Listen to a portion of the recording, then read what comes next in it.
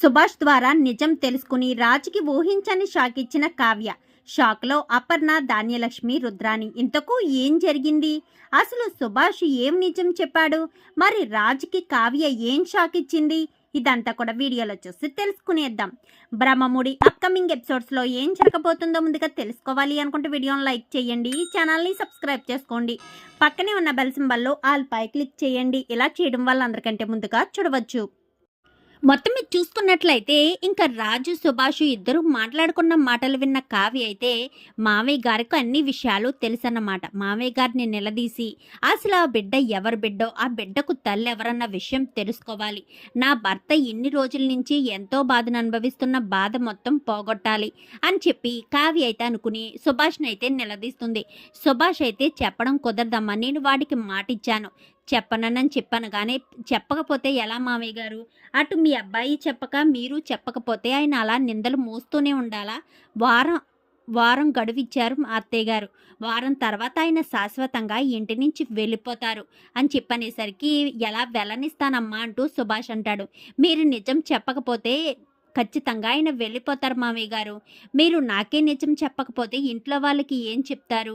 దయచేసి చెప్పండి మావయ్య గారు అని చెప్పాను, కానీ నేను చెప్పలేను కావ్య, నన్ను ఇబ్బంది పెట్టొద్దు అని చెప్పి సుభాష్ అనేసరికి ఇంకా కావ్య చేసేదేమీ లేక ఏదైతే అదే అవుతుందని చెప్పి సుభాష్ చేతినైతే తీసుకుని తన తల మీద పెట్టుకుంటుంది. మీరు కనుక ఇప్పుడు నిజం బయట పెట్టకపోతే నా మీద ఒట్టే మావయ్య గారు అని చెప్పనేసరికి ఏంటమ్మా ఇంత పిచ్చి పని చేసావని చెప్పాను, కానీ ఏం చేయమంటారు?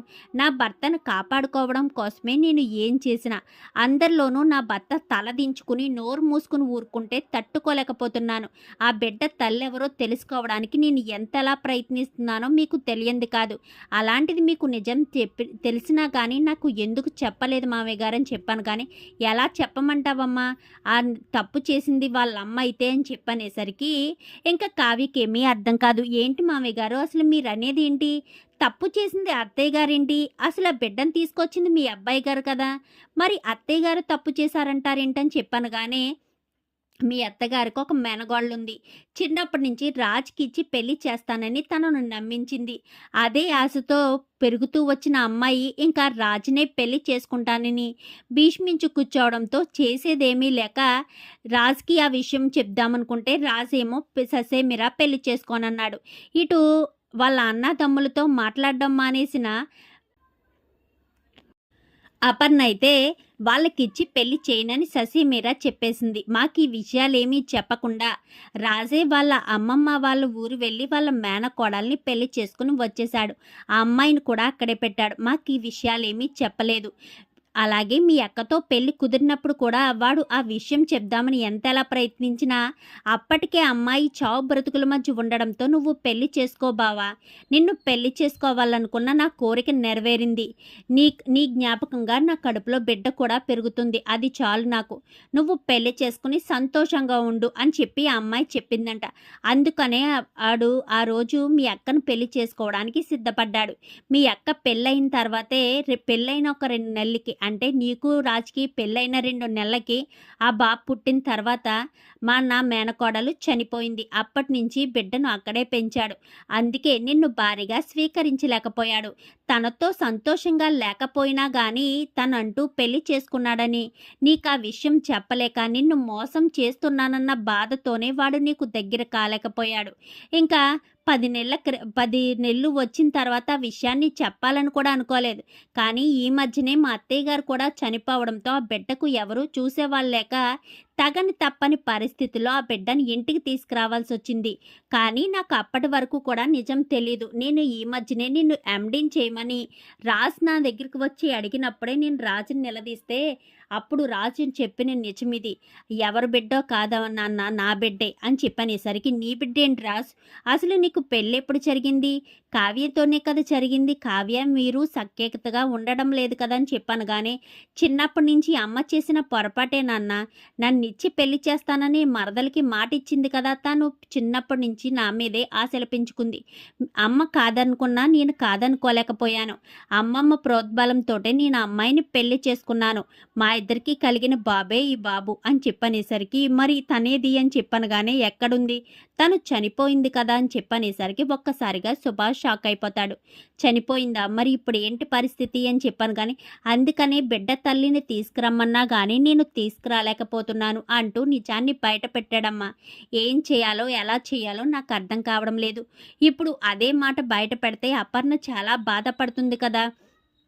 అందుకోసమని నేను చేసిన తప్పుకి రాజు శిక్ష అనుభవిస్తున్నాడని అపర్ణ బాధపడడం చూడలేకే నా కొడుకు తనలోనే బాధను అనుభవించి తన తల్లి సంతోషం కోసం తన తల్లినే వదిలేసి వెళ్ళడానికి కూడా సిద్ధమైపోతున్నాడు.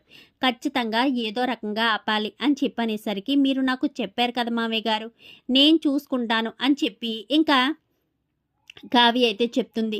ఇంక వారం రోజులు గడిచిపోతాయి. వారం రోజుల తర్వాత ఇంకా అపర్ణ అయితే నువ్వు ఎటువంటి నిర్ణయం తీసుకున్నవరా, బిడ్డను తీసుకెళ్ళి వదిలేస్తావా లేక శాశ్వతంగా నువ్వే బిడ్డతో సహా ఇంట్లోంచి వెళ్ళిపోతావా అని చెప్పి ఇంకా అపర్ణ రాజుని అడిగేసరికి, ఎందుకత్తయ్య నా భర్త ఇంటిని వదిలి వెళ్ళిపోవడం, అధికారాన్ని వదిలేసుకున్నారు, అందరి మధ్యలో ఎంతో గొప్పగా బ్రతికే నా భర్త అందరి ముందు తలదించుకున్నారు, దీనంతటికీ కారణం మీరు కదా అంటూ ఇంకా కావ్య మాట్లాడేసరికి, అమ్మ కావ్య అంటూ ఇంకా సుభాష్ ఆపేసరికి, వద్దు మామయ్య గారు, నన్ను ఆపే ప్రయత్నం చేయొద్దు.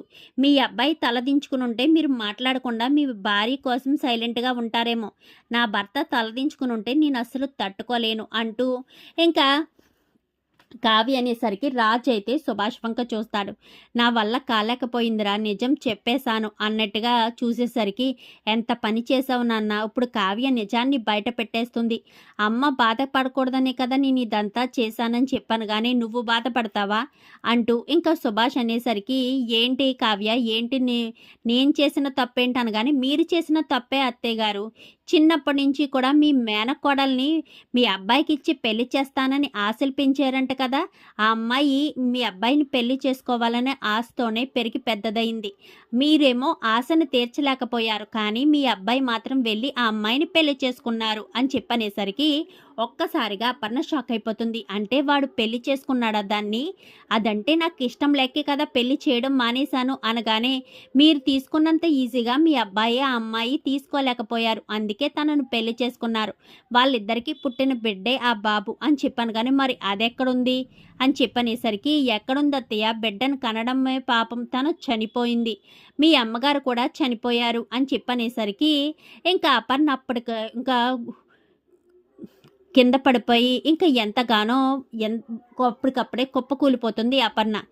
ఏంటి కావ్య, ఏంటి నువ్వు చెప్పేది అని చెప్పాను, కానీ అవును అమ్మమ్మ గారు అని చెప్పనేసరికి ఒక్కసారిగా అందరూ షాక్ అయిపోతారు. మరి ఈ విషయాన్ని ముందు నుంచి చెప్పొచ్చు కదా రాజు అని చెప్పాను, కానీ అలా చెప్తేనే అమ్మ ఎక్కడ బాధపడుతుందనో, అమ్మకి పరిస్థితి రాకూడదనే నేను ఈ నిజాన్ని బయట పెట్టలేదు నానమ్మ, నన్ను క్షమించండి అంటూ ఇంకా రాజు మాట్లాడేసరికి, నిన్ను నేను క్షమించడం ఏంటి నాన్న, నువ్వే నన్ను క్షమించాలి, నా కొడుకు ఎప్పటికీ తప్పు చేయడం తెలిసి కూడా నిన్ను వెలివేశాను, నీతో మాట్లాడొద్దన్నాను, నిన్ను ఎంతగానో బాధ పెట్టాను, నన్ను క్షమించు, నేను చేసిన తప్పుకి నువ్వు శిక్ష అనుభవిస్తున్నావు, నన్ను క్షమించు నాన్న అంటూ ఇంకా అపర్ణ అయితే రాజుని క్షమాపణ కోరుతుంది. మొత్తానికైతే సుభాష్ ద్వారా నిజం తెలుసుకుని రాజు చెప్పకూడదనుకున్న నిజాన్ని కావ్య బయట పెట్టడంతో ఒక్కసారిగా రాజు షాక్ అవుతాడు. చూద్దాం రాబోయే ఎపిసోడ్స్లో ఏం జరుగుతుందో. వీడియో నచ్చితే లైక్ చేయండి, ఛానల్ని సబ్స్క్రైబ్ చేసుకోండి, పక్కనే ఉన్న బెల్ సింబల్లో ఆల్ పై క్లిక్ చేయండి. ఎలా చేయడం వల్ల అందరికంటే ముందుగా చూడవచ్చు.